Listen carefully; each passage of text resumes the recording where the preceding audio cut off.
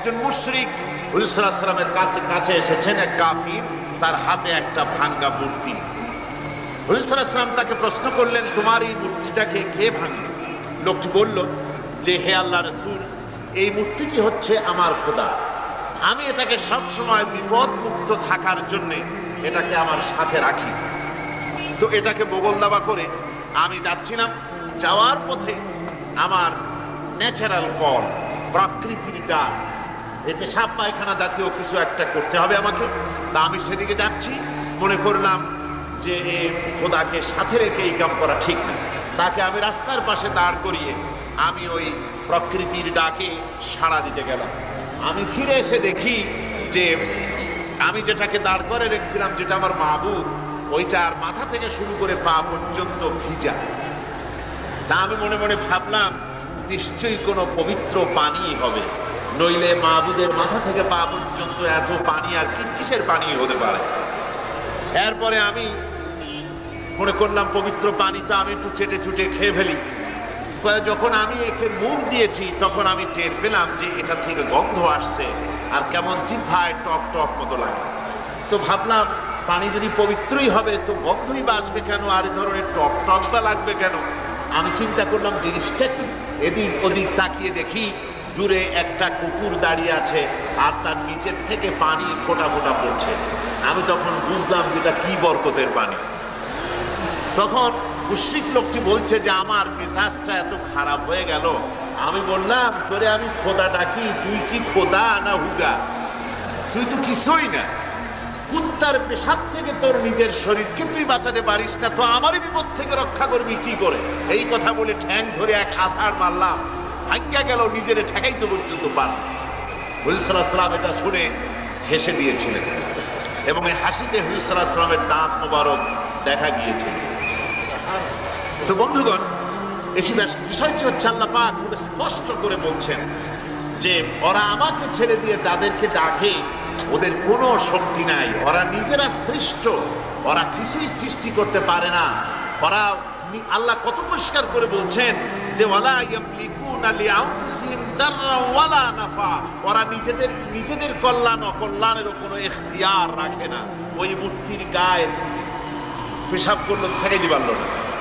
কুত্তা তো দূরের কথা, ছোট্ট প্রাণী মাছি যদি ওদের মাবুদ যেটাকে ওরা পূজা করে, ওই মাবুদের নাকে বসে যদি মুখের ভিতরে পায়খানা করে, অথবা ওদের সামনের খাদ্য খাবারগুলিতে মাছিতে পড়ে যদি নষ্ট করতে থাকে, তো এতগুলি হাত ওদের সাথে আছে, একটা হাত বা একটা আঙ্গুল নাড়া দিয়ে একটা মাছিও কি উড়িয়ে দেওয়ার ক্ষমতাটা রাখে? কি বলেন, পারে? পারেন। আল্লাহ বলেন কোনো ক্ষমতা এদের নাই।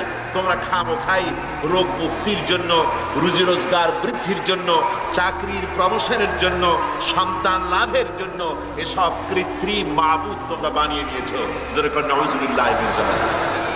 তোমরা যত নিয়ামত পেয়েছো সব আল্লাহর পক্ষ থেকে। নিয়ামত কার পক্ষ থেকে? আল্লাহর পক্ষ থেকে।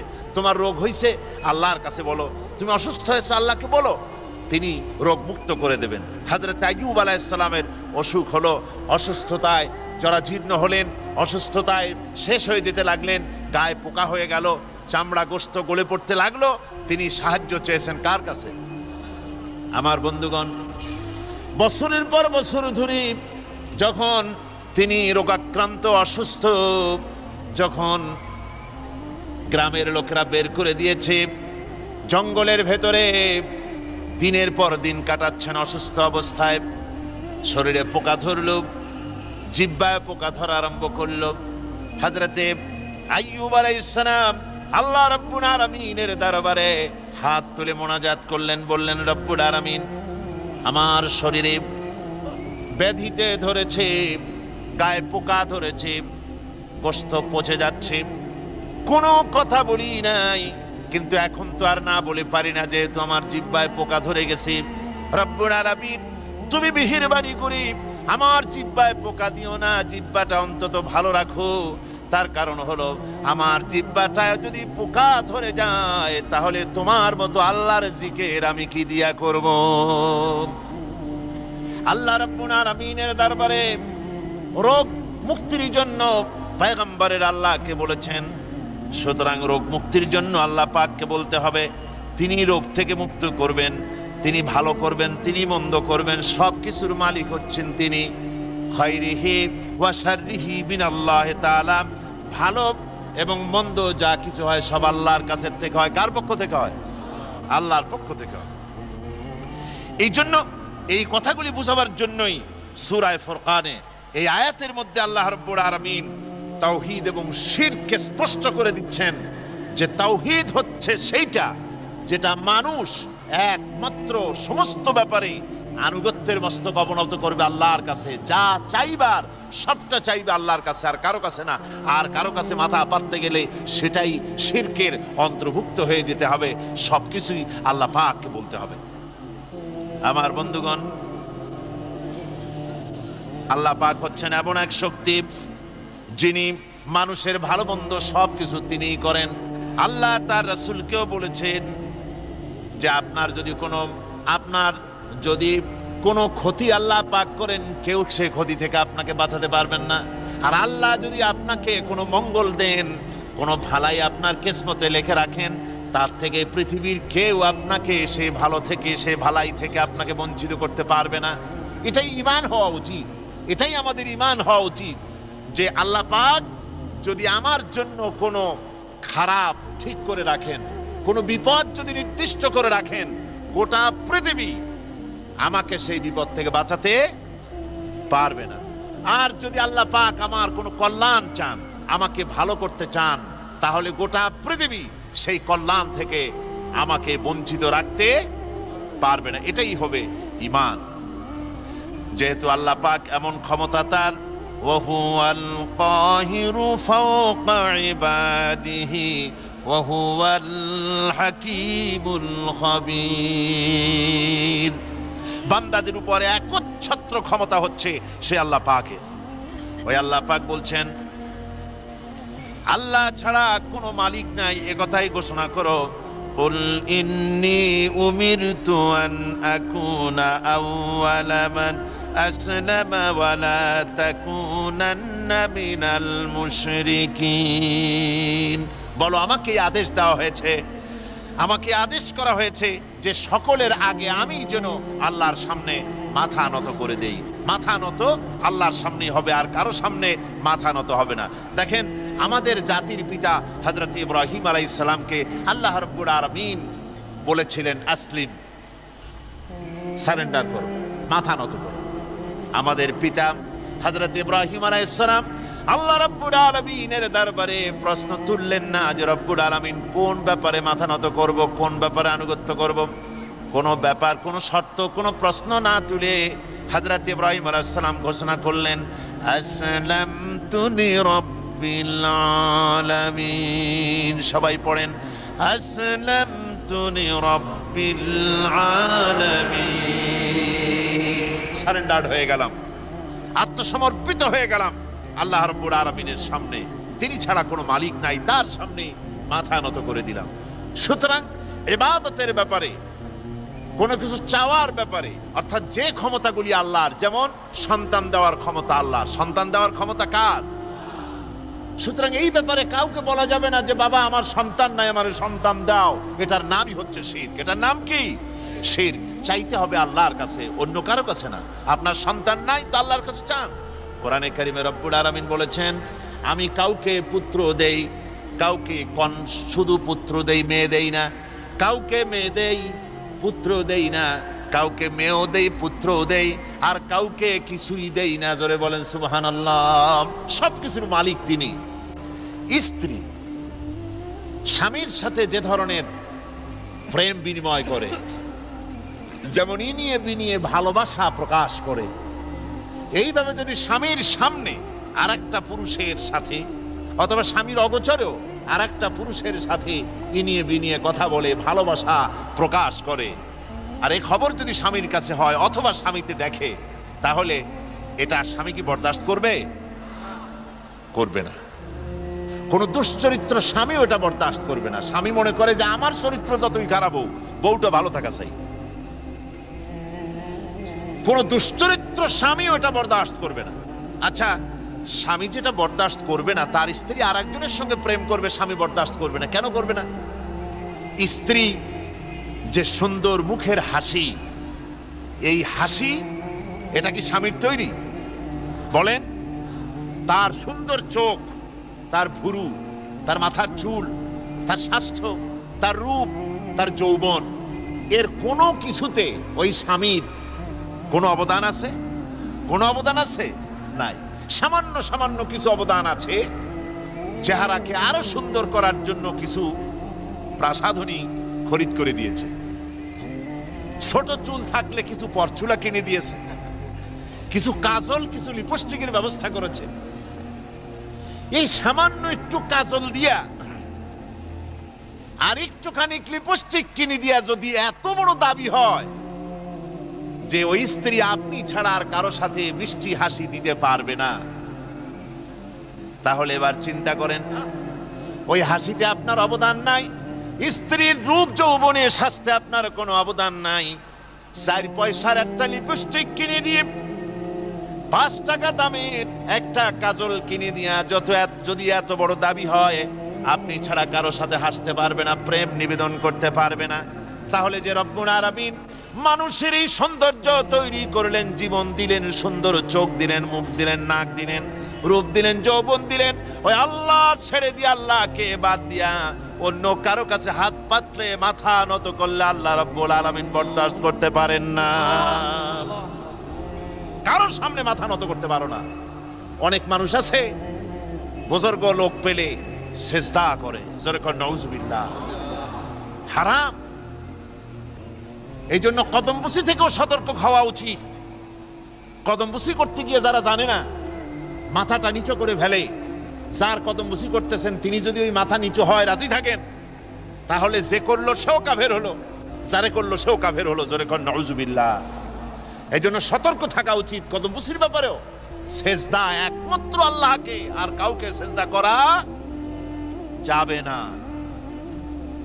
আমার ভাইয়েরা, আল্লাহ রাব্বুল আলামিন কোরআনে কারীমে মুশরিকদের ব্যাপারে, যারা শিরক করে তাদের ব্যাপারে সুন্দর একটা যুক্তি দিচ্ছেন। আল্লাহ বলছেন, ওয়ামান ইউশরিক বিল্লাহি ফাকান্নামা খাররা মিনাস সামাই ফাতাখতাফুহু আত-তায়রু আও তাহবি বিহির রিহু ফি মাকানিন সাহিক। আল্লাহ রাব্বুল আলামিন বলেন, যে কেউ আল্লাহর সাথে যদি কেউ শরীক করে তাহলে তার দৃষ্টান্ত হলো সে যেন আকাশ থেকে পড়ে গেল। আকাশ থেকে যখন সে পড়ে গেল, হয় কোনো পাখি তাকে ছো মেরে নিয়ে গেল, অথবা বাতাসে তাকে বিন্দু বিন্দু করে বিভিন্ন স্থানে তাকে উড়ায় নিয়ে গেল। অর্থাৎ আল্লাহকে বাদ দিয়ে যদি অন্য কাউকে ডাকা হয়, আল্লাহর সাথে যদি কাউকে শরীক করা হয়, তাহলে আকাশ থেকে পড়ে যাওয়ার শামিল। পাখি তাকে ছো মেরে নিয়ে যাবে, অথবা সে বিন্দু বিন্দু টুকরা টুকরা হয়ে বাতাসে তাকে উড়িয়ে নিয়ে যেখানে সেখানে ফেলে দেবে, তার কোনো অস্তিত্ব থাকবে না। ঠিক এমনি করে যে ব্যক্তি আল্লাহর সঙ্গে শরীক করবে, ওই ব্যক্তির সঙ্গে আল্লাহর কোনো সম্পর্ক থাকে না। আল্লাহ রাব্বুল আলামিন এই শিরকের গুনাহ কখনো ক্ষমা করে দেন না। তাই প্রত্যেকটি মানুষের চিন্তা করতে হবে যে একমাত্র আল্লাহ রাব্বুল আলামিনের সঙ্গে শরীক করা যাবে না, তার ইবাদতে কাউকে অংশীদারিত্ব দেওয়া যাবে না। আমাকে বাদ দিয়া অন্য কাউকে যদি ডাকো, আমার সাথে যদি ইবাদতে শরীক করে দাও, তাহলে মনে রেখো অবশ্যই তুমি শাস্তি পাবে, যারা তাদের মধ্যে তুমি গণ্য হয়ে যাবে। আমি ছাড়া কাউকে ডেকো না, আমার কাছেই বলো, তোমার যত প্রয়োজন সব আমাকে বলো, যা দরকার। হাদিস শরীফে এসেছে, সামান্য স্যান্ডেলের ফিতা গাছা যদি ছেড়ে যায়, মানুষের কাছে চাইও না, আল্লাহ রাব্বুল আলামিনের দরবারে হাত পাতো, রব্বুল আলামিন তোমার স্যান্ডেল কেনার পয়সা জুগিয়ে দেবেন। জোরে বলেন সুবহানাল্লাহ। যা দরকার তার কাছেই চাও, হাত তার কাছেই পাতো। ওই যে সম্রাট শাহজাহানের কথা আমি আপনাদেরকে শুনাই, ফকির একটা ঘুরতেছে সারাদিন। এক লোক বলছে যে আপনি এত, হে ফকির তুমি এরকম করে ঘুরছো সারা জীবন, বুড়া হয়ে গেছো খয়রাত করতে করতে, ছোটবেলা থেকে তোমার ভিক্ষা করতে দেখি, আর কতকাল ভিক্ষা করবা? করবোটা কি? বলছে বাদশার কাছে যাইতে পারো না? বাদশার কাছে গেলে এমন ভাবে দিবে, অনেক দিবে, নিয়ে কুলাইতে পারবা না, তোমার আর জীবনে ভিক্ষা করা লাগবে না। ফকির চলে গিয়েছে, কোথায় পাবো বাদশারে? কয় দেখো মসজিদে পাবা, এখন তিনি নামাজ পড়তেছেন। চলে গিয়েছে সেখানে, যায়া মসজিদের বারান্দায় দাঁড়ায় দেখে সম্রাট শাহজাহান হাত পেতে মোনাজাত করতেছেন, চোখের থেকে পানি পড়ে দাড়ি ভিজে ভিজে পড়তেছে। মোনাজাত শেষ করে বাদশা যখন বাইরে নেমেছেন, তখন ফকির তাকে সালাম দিয়ে চলে যাচ্ছে। বাদশা বলছেন, তুমি আমাকে সালাম দিয়ে চলে যাচ্ছ, তুমি তো ভিক্ষুক, তা আমার কাছে তো সমস্ত ভিক্ষুকরাই আমার কাছে চায়, ভিক্ষুক তো ভালো, ধনীরাও আমার কাছে চায়, তা তুমি ভিক্ষুক মানুষ আমার কাছে কিছু চাইলে না, সালাম দিয়ে চলে যাও। ফকির বলতেছেন, জাহাপানা, সত্যিই কিছু চাইতে এসেছিলাম, কিন্তু আমি আপনাকে দেখার পরে আমার চিন্তার পরিবর্তন হয়ে গেছে। আমি তাকিয়ে তাকিয়ে দেখলাম মসজিদের ভেতরে আমি চাইতে এসেছি দিল্লির সম্রাট শাহজাহানের কাছে। যেই সম্রাট, দিল্লির সম্রাট যার কাছে আমি চাইতে এসেছি, আমি তো দাঁড়ায় আছি কান্দি না, কিন্তু আমি দেখতেছি যার কাছে আমি চাইতে এসেছি তিনি যেন আবার কোন সম্রাটের কাছে আমার চাইতেও দারুণ ভিক্ষুকের মতো হয়ে চোখের পানি ফেলে ভিক্ষা চাইতেছে। মনে মনে ভাবলাম, মানুষের কাছে ভিক্ষা চাইবো না কোনোদিন আর। বাদশা কান্দে যেই বাদশার কাছে, ওই সম্রাটের সম্রাট, রাজা ধীরাজ আল্লাহর কাছে ছাড়া কারো কাছে জীবনে আর হাত পাতবো না। আমার বন্ধুগণ, তাই প্রত্যেকটি মুসলমানের নিয়ত হওয়া উচিত, কোন কবরের কাছে গিয়া জীবনে কিছু চাইবো না, কোন বুজুর্গের কাছে গিয়া কিছু চাইবো না, সব চাইবো আল্লাহর কাছে। কার কাছে চাইবো? আল্লাহর কাছে চাইবো। বুজুর্গের কাছে দোয়া চাইতে পারি, বলবো হুজুর আমার জন্য দোয়া করেন, আমি যেন আল্লাহর গোলাম হইতে পারি। এই দোয়া, আপনি আমার জন্য দোয়া করেন, আমি যেন আল্লাহর গোলাম হতে পারি, আমি যেন শিরক মুক্ত হতে পারি, বাস। বাবা আমার সন্তান দেন, আমার চাকরি দেন, না, একথা আমরা বলবো না। আমরা মুসলমান, আমাদের বলতে হবে একমাত্র আল্লাহর কাছে, একমাত্র আল্লাহর শরণাপন্ন হতে হবে, তিনি ছাড়া আর কাউকে ডাকা যাবে না। হুয়াল হাইয়্যু লা ইলাহা ইল্লা হুয়া ফাদউহু মুখলিসিনা লাহুদ্দিন আলহামদুলিল্লাহি রাব্বিল আলামিন। হুয়াল হাইয়্যু, তিনি চিরঞ্জীব, যার কাছে আমরা চাইবো তিনি আগামীকাল মরে যাবেন না। সুবহানাল্লাহি ওয়া বিহামদিহি। হুয়াল হাইয়ুল কাইয়্যুম, সদা জাগ্রত চিরঞ্জীব, যিনি ঘুমানো না। আমি যদি রাত্রে চাই, আল্লাহ ঘুমায় থাকবে, শুনবে না নাকি? কি গণ, গভীর রাত্রে আমরা আল্লাহর কাছে কিছু চাইবো আর আল্লাহ থাকবে ঘুমাইয়া, এরকম হবে নাকি? এরকম হবে না।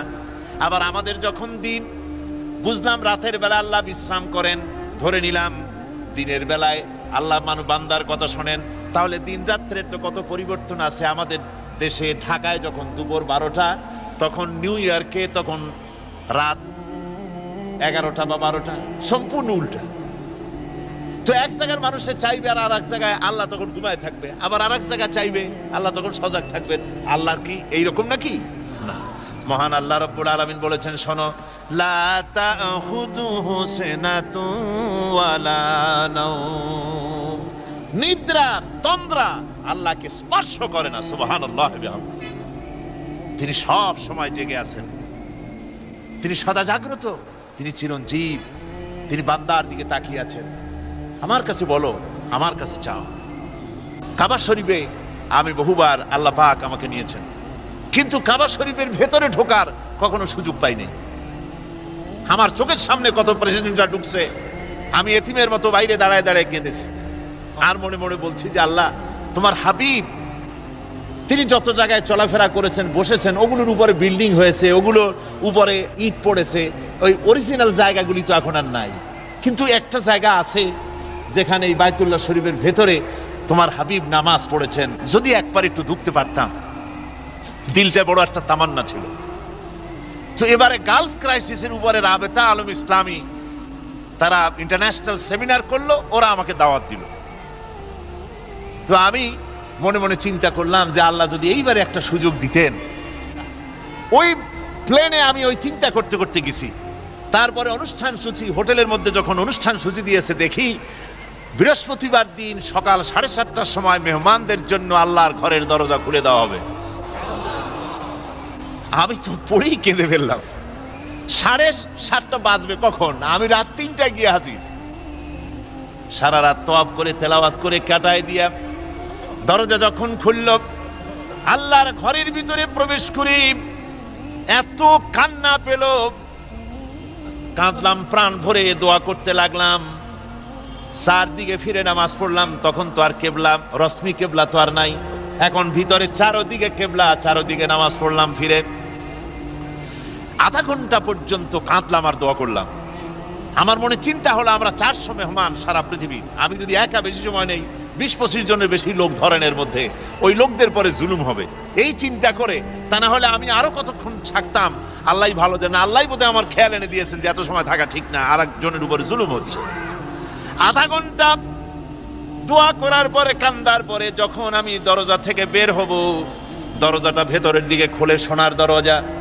দরজার দিকে যে জায়গায়, দরজায় অনেক আয়াতে কারিমাগুলি উৎকীর্ণ আছে, যেদিকে আমার চোখ প্রথম গিয়া পড়লো, আমি দেখি দরজার উপরে এরকম গোল একটা চক্কর লাগানো, ওখানে লেখা ওয়াকালা রাব্বুকুম উদউনি আস্তাজিব লাকুম।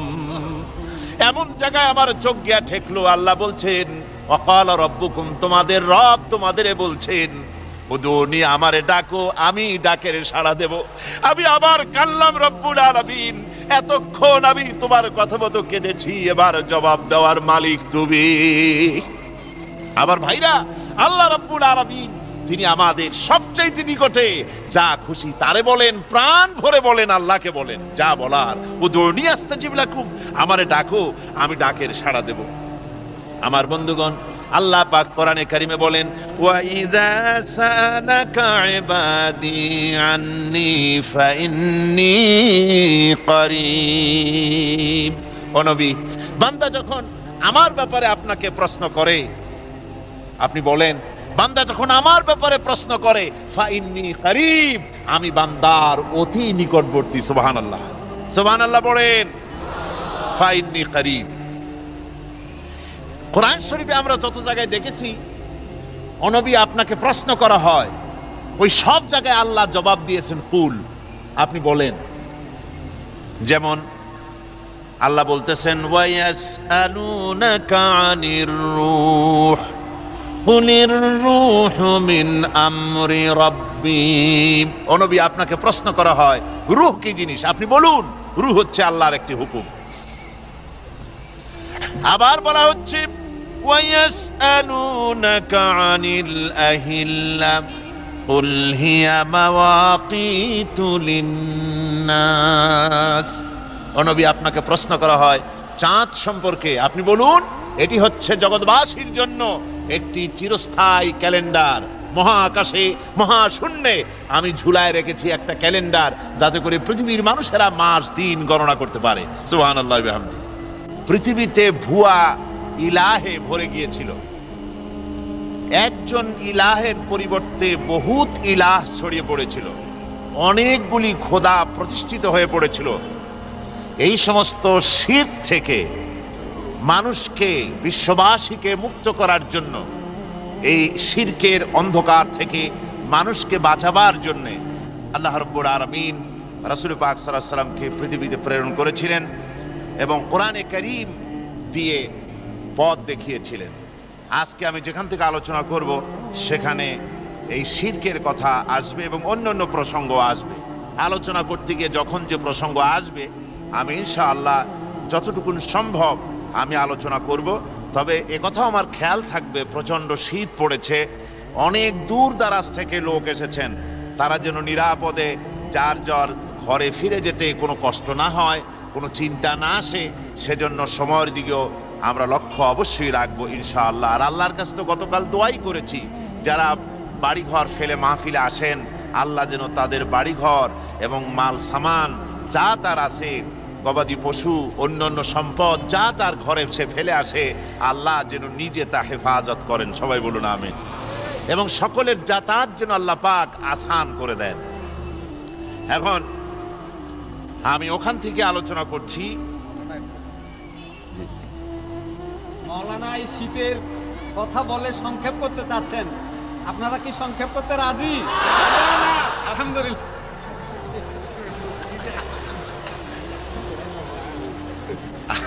আসলে আমি কিন্তু নিজের জন্য কথাটা বলি নাই।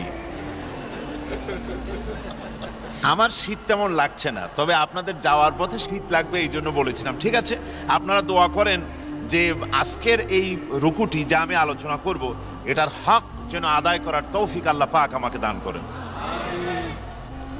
আসুন আমরা যথারীতি শয়তানের ওয়াসওয়াসা থেকে পানাহ চেয়ে নিই। আউযু বিল্লাহি মিনাশ শাইতানির রাজীম। বিসমিল্লাহির রাহমানির রাহিম। তাবারাকাল্লাযী নাযালাল ফুরকানা আলা আবদিহি লিয়াকুনা লিল আলামিনা নাযীরা। الذي له ملك السماوات والأرض ولم يتخذ ولدا ولم يكن له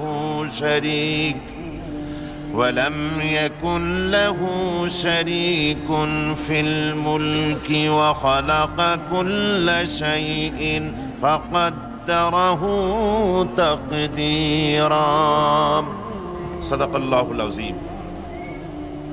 অতীব বরকতপূর্ণ সেই মহান সত্তা যিনি এই ফুরকানকে তার বান্দার প্রতি অবতীর্ণ করেছেন এজন্য যে তিনি বিশ্ববাসীকে, জগৎবাসীকে ভীতি প্রদর্শন করাবেন। এ ফুরকান অবতীর্ণ করেছেন তিনি যিনি জমিন ও আসমান সমূহের বাদশাহীর মালিক। ওয়ালাম ইয়াত্তাখিজ ওয়ালাদান, এবং তিনি কাউকে নিজের জন্য পুত্র বানিয়ে নেননি। ওয়ালাম ইয়াকুন লাহু শারীকুন ফিল মুলক, এবং তার বাদশাহীতে, তার রাজত্বে কোনো অংশীদার নেই। ফাকাদ্দারা ওয়া খালাকা কুল্লা শাইইন, এবং সব কিছুকে তিনি সৃষ্টি করেছেন। ফাকাদ্দারাহু তাকদীরা, আর এরপরে তিনি এর জন্য, এই সৃষ্টির জন্য একটি সুনির্দিষ্ট তাকদীর তৈরি করে দিয়েছেন। এ হলো আয়াতের শাব্দিক তর্জমা। এখানে বলা হচ্ছে যে আসমান এবং জমিন এবং আসমান সমূহের বাদশাহীর মালিক একমাত্র আল্লাহ পাক। এর মধ্যে কারো কোনো অংশ নাই, কারো কোনো অধিকার নাই। আকাশ এবং জমিনের মালিক হচ্ছেন আল্লাহ পাক। জমিনের মালিক কে? সবাই বলুন, জমিনের মালিক কে? আকাশের মালিক কে? কোরআনে কারীমে আল্লাহ পাক বলছেন এভাবে, লিল্লাহি মা ফিস সামাওয়াতি ওয়া মা ফিল আরদ। জমিন এবং আকাশ তো আল্লাহ, এর মধ্যে যা কিছু আছে তাও হচ্ছে আল্লাহ পাকের। এর মধ্যে যা কিছু আছে, আলা ইন্না লিল্লাহি মান ফিস সামাওয়াতি ওয়া মান ফিল আরদ। জেনে রাখো, আকাশের বাসিন্দাই হোক আর জমিনের বাসিন্দাই হোক, সব কিছুর এবং সবার মালিক হচ্ছেন একমাত্র আল্লাহ পাক। এ সব কিছুর মালিক হচ্ছেন তিনি। এ ফুরকান তিনি নাজিল করেছেন, যিনি সব কিছুর মালিক। আল্লাহ রাব্বুল আলামিন বলেন, ওয়াকালু ইত্তাখাযাল্লাহা ওয়ালাদান সুবহানাহু বাল লাহু মা ফিস সামাওয়াতি ওয়াল আরদ কুল্লুন লাহু কানিতুন। ওরা আল্লাহ রাব্বুল আলামিনের সন্তান আছে, পুত্র আছে যারা বলে, আল্লাহ বলেন এর থেকে আল্লাহ পাক পবিত্র। আল্লাহর কোনো পুত্র নাই, কোনো সন্তান নাই, বরং আকাশ ও জমিনের একমাত্র মালিক হচ্ছেন তিনি। এবং যা কিছু সৃষ্টি আছে আল্লাহর সব আনুগত্যের মস্তক তার সামনে অবনত করে দিয়েছে। এই কাফেরেরা একদিকে বলতো যে আল্লাহর ছেলে পেলে আছে, আবার এমন কথাও বলতো যে যত ফেরেশতার কথা শোনা যায় এ সমস্ত ফেরেশতা হচ্ছে আল্লাহর মেয়ে। জোরে কর নাউজুবিল্লাহ। আল্লাহ পাক এ কথার প্রতিবাদ করলেন। কোরআনে কারিমে রব্বুল আলামিন বলেন, আলাকুমুয যাকারু ওয়া লাহুল উনসা তিলকা ইযান কিসমাতুন দিজা। কি হে, তোমরা সমস্ত পুত্রগুলি তোমরা নিজেদের জন্য নিয়ে গেলে আর মেয়েগুলি সব আমার ভাগে ফেলে দিলে, এটা কি ধরনের ভাগ করলে তোমরা? মানুষেরা আল্লাহ রাব্বুল আলামিনের এভাবে পুত্র বানিয়েছে, সন্তান বানিয়েছে। আল্লাহ পাক বলেন আমার কোনো পুত্র নাই, আমার কোনো সন্তান নাই। সূরা ইখলাসের ভিতরে কথাটি আল্লাহ পাক একদম পরিষ্কার করে দিয়েছেন। আল্লাহ রাব্বুল আলামিন বলেছেন, কুল হুয়াল্লাহু আহাদ। পড়েন সবাই, কুল হুয়াল্লাহু আহাদ আল্লাহুস সামাদ লাম ইয়ালিদ ওয়া লাম ইউলাদ ওয়া লাম ইয়াকুল লাহু কুফুয়ান আহাদ। আল্লাহ বলেন, নবী আপনি বলে দেন, আল্লাহ এক এবং একক, তিনি নিরঙ্কুশ, তিনি বেনিয়াস, তিনি কারো মুখোপেক্ষী নন, তিনি কাউকে জন্ম দেন নাই, তাকেও কেউ জন্ম দেয়নি। আকাশ আর জমিনে আল্লাহ রাব্বুল আলামিনের সমকক্ষ কেউ নাই। জোরে বলেন সুবহানাল্লাহ। তিনি এক, তিনি একক, তিনি নিরঙ্কুশ, তার কোনো সন্তান নাই, তার কোনো স্ত্রী নাই। আল্লাহ রাব্বুল আলামিন এরপরে তিনি বলছেন যে আমি তোমাদের জন্য আল্লাযী লাহু মুলকুস সামাওয়াতি ওয়াল আরদ ওয়া লাম ইয়াত্তাখিয ওয়ালাদান ওয়া লাম ইয়াকুন লাহু শারীকুন ফিল মুলক। তার রাজত্বের ভিতরে কোনো অংশীদার নাই, কেউ নাই, কোনো অংশীদারিত্ব তার ক্ষমতার মধ্যে নাই। সব কিছুই তিনি সৃষ্টি করেছেন, আর সব সৃষ্টি করে তার জন্য নির্দিষ্ট একটি তাকদীর তিনি তৈরি করে দিয়েছেন। অর্থাৎ সবকিছুই সৃষ্টি করেছেন, আর সৃষ্টির পর তার চলার পদ্ধতি, তার খাওয়ার, তার আহারের, তার আত্মরক্ষার সব কিছু কি আল্লাহ পাক ঠিক করে দিয়েছেন। যেমন হাঁস সৃষ্টি করেছেন, হাঁস সৃষ্টি করে তাকে আবার পানিতে সাঁতার কাটাবার সাঁতার শিক্ষা দিয়েছেন। এ সাঁতার কিন্তু কেউ শিক্ষা দেয়নি। হাঁসের সাঁতার কে শিক্ষা দিয়েছেন বলুন? আল্লাহ পাক। মুরগির বাচ্চা, এই বাচ্চাটা ডিম থেকে বেরোবার পর তাকে, সে একটু বড় হয়েছে, এই অবস্থায় যদি তাকে পানিতে ছাড়েন, সে কি সাঁতরায়া কিনারে আসতে পারবে? পারবে না। কিন্তু হাঁসের ডিমের থেকে বাচ্চা তুলে যদি বাচ্চা বেরোলো, এরপরে যদি তাকে পানিতে ছাড়েন, সে ডুবি কি বাসি, মরি কি পড়ি, কোনো না কোনো কায়দা করে কিনারায় চলে আসবে। কাজেই এই হাঁসকে সৃষ্টি করা হয়েছে, তার সাঁতারের ব্যবস্থাও করে দেওয়া হয়েছে। মৎস্যকে সাঁতার কাটার শিক্ষা দেওয়া হয়েছে, পাখিকে ওড়ার শিক্ষা দেওয়া হয়েছে। আবার প্রত্যেকটি জিনিসকে, সাপের হিংস্রতা, বাঘের ক্ষিপ্রতা, এমনি করে প্রত্যেকটি জিনিসকে সৃষ্টি করে তার সব কিছুর তাকদীরকে, তার চলার পদ্ধতিকে আল্লাহ রাব্বুল আলামিন নিয়ন্ত্রিত করেছেন, পন্থা শিক্ষা দিয়েছেন। তার উন্নতি, তার উত্থান, তার শক্তি সবকিছুকে আল্লাহ পাক সঠিকভাবে ঠিক করে দিয়েছেন। এরপর আল্লাহ পাক বলছেন, ওয়াত্তাখাযু মিন দুনিহি আলিহাতান লা ইয়াখলুকুনা শাইআন ওয়া হুম ইউখলাকুনা ওয়া লা ইয়ামলিকুনা লিআনফুসিহিম দাররান ওয়া লা নাফআ ضرا ولا نفعا ولا يملكون موتا ولا حياة ولا نشورا। লোকেরা এই আল্লাহকে ছেড়ে দিয়ে, আল্লাহ পাক বলছেন, লোকেরা এই আল্লাহকে ছেড়ে দিয়ে এমন সব মাবুদ গ্রহণ তারা করে নিয়েছে, লা ইয়াখলুকুনা শাইআন ওয়া হুম ইউখলাকুন। তারা যাদেরকে মাবুদ বলে মেনে নিয়েছে, স্বীকার করেছে, তারা কিছুই সৃষ্টি করে না, বরং তারা নিজেরাই সৃষ্ট।